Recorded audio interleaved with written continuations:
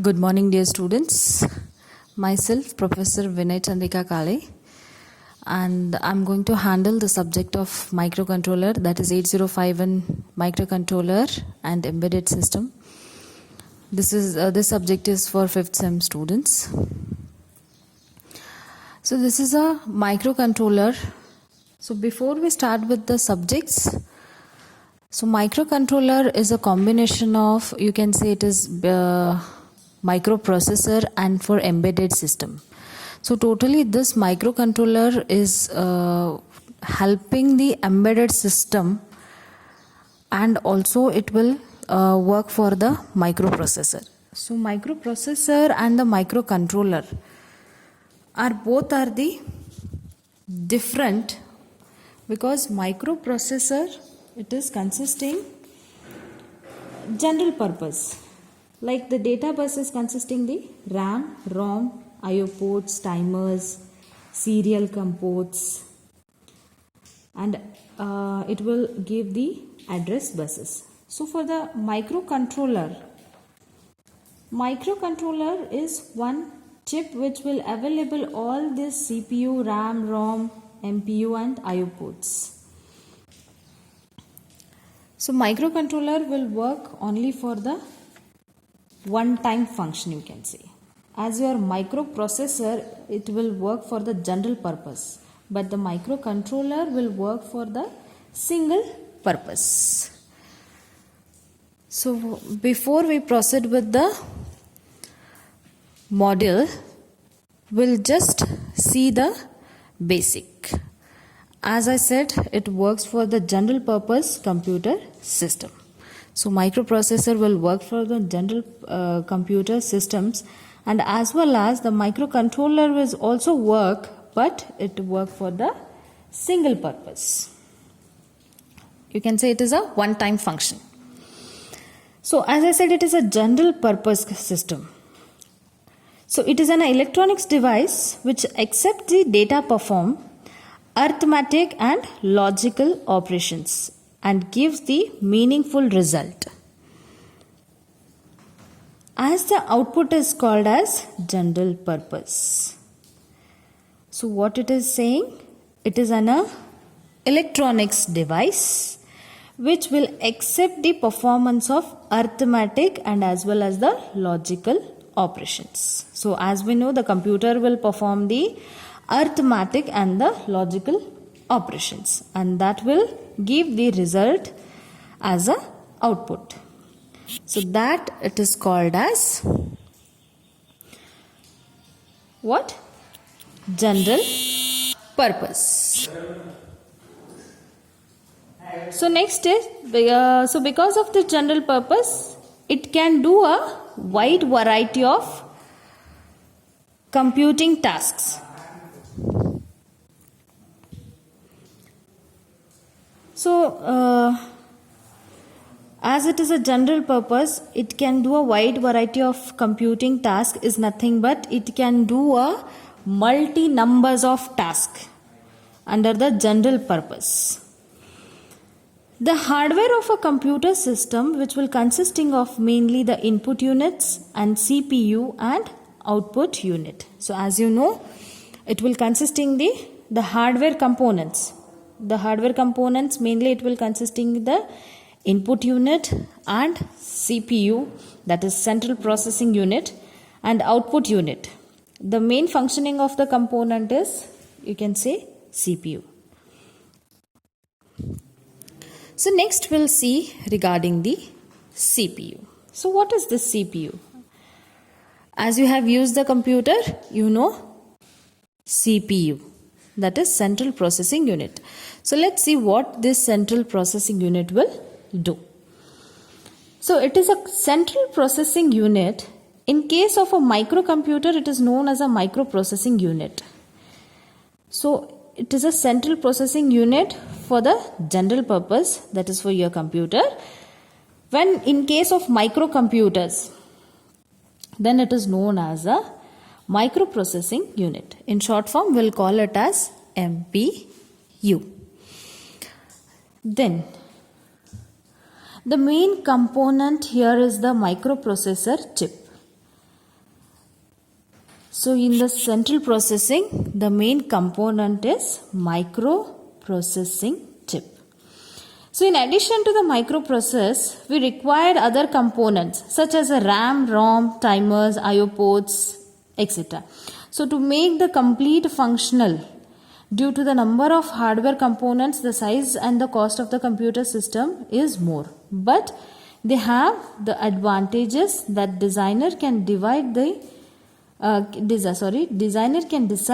amount of RAM, ROM and IO ports.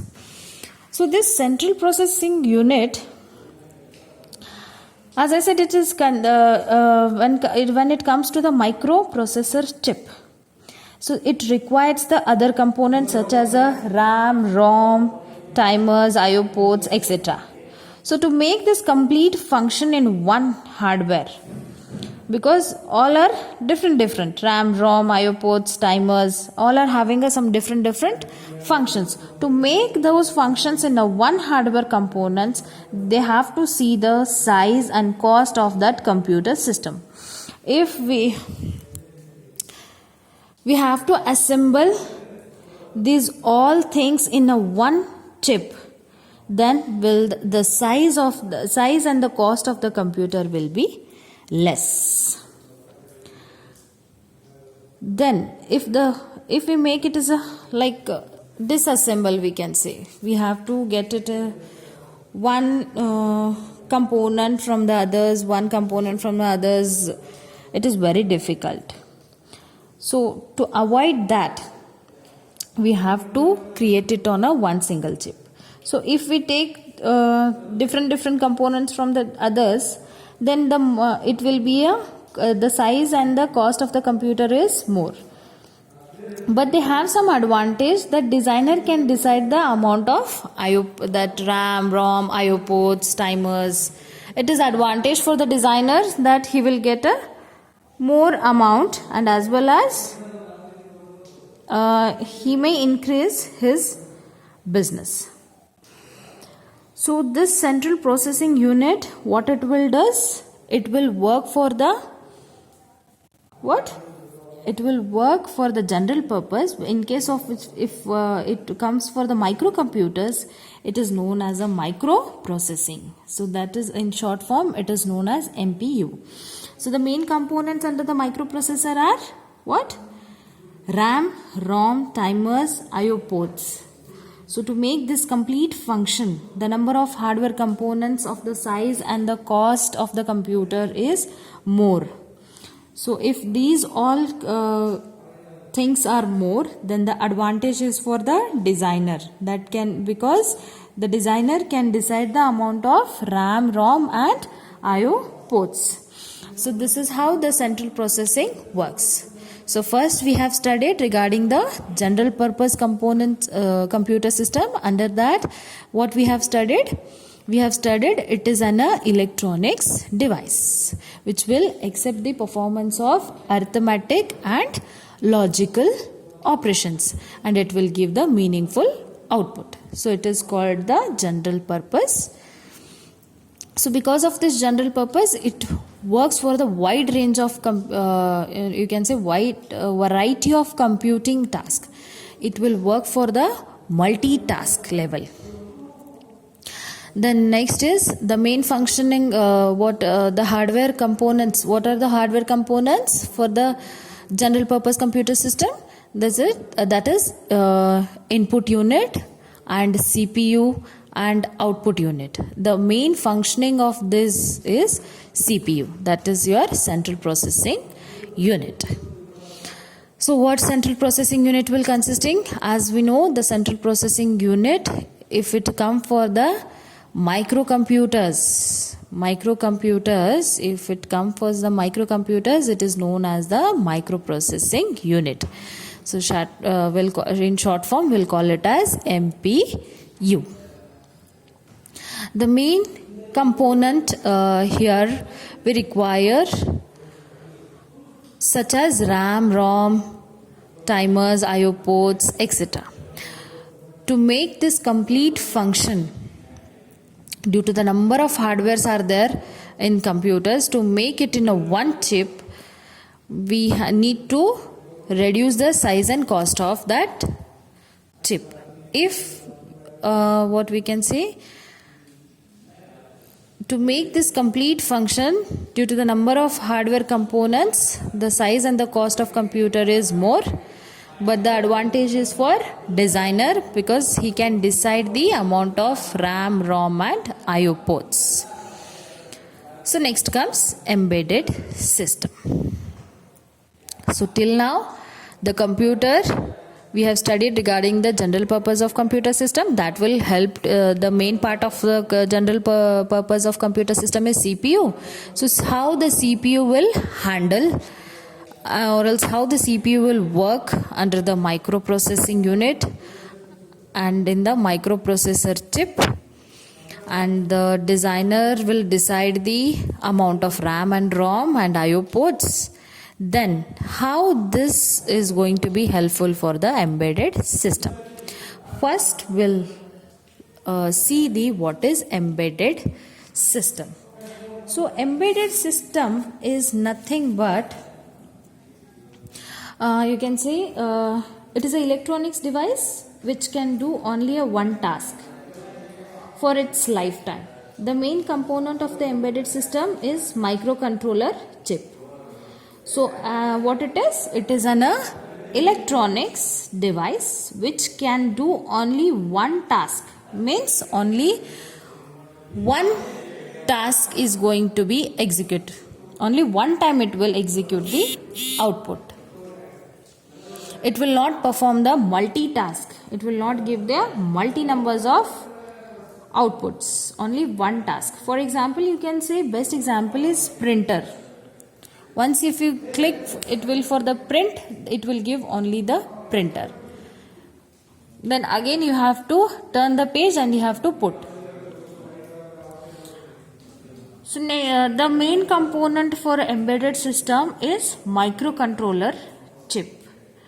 Then the microcontroller chip has a microprocessor along with the RAM, ROM, IO ports and timers in a single IC chip. Single integrated circuit chip. IC is nothing but an integrated circuit. So about the integrated circuit, already you have studied in the OPAMP, that is operational amplifier and linear integrated circuits. So under that linear integrated circuits, you have studied the inverting and non-inverting amplifiers and the differential amplifiers, how it will work. So in the same manners, these ICs, it will work for the embedded system because all the ICs will works on the single integrated circuit chip. So these all RAM, ROM, IO ports, timers will work on the single integrated circuit chip. So as I said, the best example is for embedded system is printer. So printer has do only the one task, getting a data and it will print. So if we click, it will receive the data. If we click on the printer symbol, it will print. Then the programmer or the software, what I am saying, programmer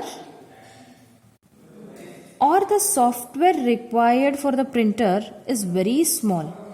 Accordingly, the hardware requirements are also limited, so the size and the cost of an embedded system is very less. So as I said, the printer will do the only one task, and if it come for the programmer or the any software requirements, then the printer is a very small, because accordingly the hardware requirements are very limited, so that the size and cost of the embedded system is very much less. So because of this reason, the microcontroller, the 8051, the microcontroller is which will support for the embedded system. As we know, the microcontroller is also do the single task. It will not do the multitask. And also the microcontroller will receive the bits. It will receive the signals in the form of bit, that is binary binary digits, that is, it may be a 0 or it may be a 1. So I'll share the sheet also of the decimal and binary and hexadecimal, and also I'll explain how the decimal will be converted into binary and the hexadecimals. That we'll see in the while solving the problems. So this is a basic how the general purpose computer system is working, and how the CPU is working for the microprocessor, and how the embedded system is working for the microcontroller. So as we know, what is the embedded system? So embedded system, it is an electronic device which will do only one task. Then as we know, the microcontroller also do the one single task. So the main component for the embedded system is the microcontroller chip. So the microcontroller chip, what it consists? It will consist the RAM, ROM, IO ports and timers on a single IC chip. Then for the best example for the embedded system is printer. So what printer will do? It will do only one task, and getting the data, and it will print it. When it comes for the software and a programmer, then it requires a printer is small. So accordingly your hardware requirements, it is so limited, and the size and the cost of an embedded system is very less. So next we'll see the difference between the microprocessor and microcontroller. So as we know, what is a microprocessor? Microprocessor, it is a chip which is in the form of main component of general purpose computer. Main companies are manufacturing the microprocessor chip. Among the Intel is the market leader. So microprocessor, as I said, it is used for the general purpose. And also in the CPU, I have explained that microprocessor will consist in the RAM, ROM, IO ports, timer, serial comports, and it works for the general processor. So we know what is a microprocessor. Microprocessor, it is a chip. It is in the form of main component for the general purpose of computer. Already we have seen this in the CPU, that is central processing unit. And all the companies are manufacturing the microprocessor chip. So amongst them, the Intel is in the market, which is a leader now. You know, for example, on laptop, they have written as i3 core, i3, the core is i3, the core is i5, the Intel. I think you remember that. So Intel is the market, you can say Intel is the market for the leader. For example, you can give that 8086 and 80286, 80386, 80480. These all are the ICs, you can say these all are the chip, like your 8051 microcontroller. These are also the 8086 controllers. Sorry. Dual core